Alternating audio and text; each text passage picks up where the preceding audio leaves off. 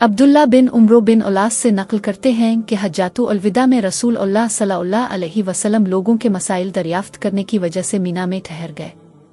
तो एक शख्स आया और उसने कहा कि मैंने बेखबरी में ज़बह करने से पहले सर मुंडा लिया। अब सल्लल्लाहु अलैहि वसल्लम ने फरमाया, अब ज़बह कर ले और कुछ हर्ज नहीं। फिर दूसरा आदमी आया, इसने कहा कि मैंने बेखबरी में रमी करने से पहले कुर्बानी कर ली। अब सल्लल्लाहु अलैहि वसल्लम ने फरमाया, अब रमी कर ले और पहले कर देने से कुछ हर्ज नहीं।